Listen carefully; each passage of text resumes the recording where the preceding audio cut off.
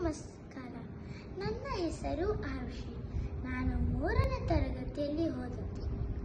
ಇವತ್ತು ನಾನು ಒಂದು ಕತೆ ಹೇಳ್ತೀನಿ. ಒಂದು ಊರಲ್ಲಿ ಒಂದು ಅಮ್ಮ ಮತ್ತು ಮಗ ಇದ್ರು. ಅವ್ರಿಗೆ ಏನೂ ಇರಲಿಲ್ಲ. ಅವರಿಗೆ ಊಟ ಇರಲಿಲ್ಲ, ಸರಿಯಾದ ಬಟ್ಟೆ ಇರಲಿಲ್ಲ, ಕೆಲಸ ಇರಲಿಲ್ಲ ಮತ್ತು ದಹಸ ಬೆಳಿಗ್ಗೆ ಭೂಮಿನೇ ಇರಲಿಲ್ಲ. ಅವ್ರು ಎಲ್ಲರನ್ನು ಕೆಲಸ ಕೇಳ್ತಾ ಯಾರೂ ಒಪ್ಕೊಳ್ಳಲಿಲ್ಲ. ಅವ್ರು ಹಾಗೆ ಊರಿಂದ ಆಚೆ ಹೋಗಿ ಒಂದು ಅರಮನೆ ಸಿಕ್ತು. ಆ ಅರಮನೆ ಒಳಗಡೆ ಹೋಗಿ ಕೇಳಿದ್ರು, ರಾಜ ರಾಣಿ, ನೀವು ನಮ್ಮ ಮನೆಗೆ ಕೆಲಸ ಮಾಡಕ್ಕೆ ಬಿಡ್ತೀರಾ? ನಾವು ನಿಮ್ಮ ಮನೆಯಲ್ಲಿ ಏನು ಹೇಳ್ತೀವೋ ನಾವು ಅದನ್ನು ಮಾಡ್ತೀವಿ ಅಂತ ಹೇಳಿದ್ರು. ಅವರು ಸರಿ ಅಂತ ಹೇಳಿದ್ರು. ಎಲ್ಲರೂ ಅವರನ್ನು ನೋಡಿ ಕೆಲಸ ಮಾಡೋದನ್ನ ನೋಡಿ ಎಷ್ಟು ಖುಷಿ ಪಟ್ಟಿದ್ರು. ಅವ್ರಿಗೆ ಊಟ ಸಿಕ್ತು, ಆಮೇಲೆ ಸರಿಯಾದ ಬಟ್ಟೆ ಇತ್ತು, ಆಮೇಲೆ ದುಡ್ಡಿತ್ತು. ಒಂದು ದಿನ ಅವರು ಕೈತೋಟದಲ್ಲಿ ಕೆಲಸ ಮಾಡುವಾಗ ಮಣ್ಣನ್ನು ಅಗಿತಾ ನಿಧಿ ಸಿಕ್ತು.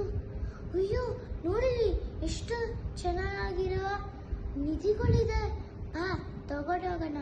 ರಾಜ ರಾಣಿಗೆ ಹೇಳಿದ್ರೆ ಅವ್ರು ನಮಗೆ ಏನೂ ಕೊಡಲ್ಲ ಅಂತ ಹೊರಟೋಗ್ಬಿಟ್ರು.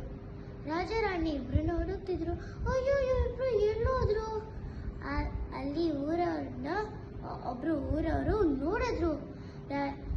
ಅವ್ರ ಮನೆ ನಿಧಿಗೆ ರಾಜ ಹೇಳೋಣ ಅಂತ ಹೋದ್ರು. ಅವರು ರಾಜಕ್ಕೆ ಹೇಳಿ, ರಾಜ ಅವ್ರ ಸೈನಿಕರೆಲ್ಲ ಕಳಿಸಿ ಕರ್ಕೊಂಬ ಅಂತ ಹೇಳಿದ್ರು. ಅವ್ರು ಕರ್ಕೊಂಬಂದು ಹೇಳಿದ್ರು, ನೀವೆಷ್ಟು ಮೋಸ ಮಾಡಿದ್ದೀರಾ, ಅದು ನಮ್ಮ ತಪ್ಪು, ನಾವು ನಿಮ್ಮಲ್ಲಿಂದ ಮಾಡಲ್ಲ. ಆದರೆ ಅವ್ರಿಗೆ ಬಿಟ್ಟಿಲ್ಲ, ನಾವು ನಿಮ್ಮನ್ನ ಜೈಲಿಗೆ ಹಾಕ್ತೀವಂತ ಹೇಳಿದ್ರು.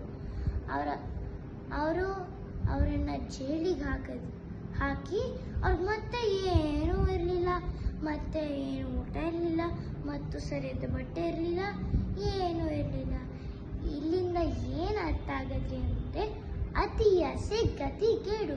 ನಿಮಗೆ ಏನಿದೆಯೋ ಅದರಲ್ಲೇ ಖುಷಿ ಇರಬೇಕು. ಧನ್ಯವಾದ.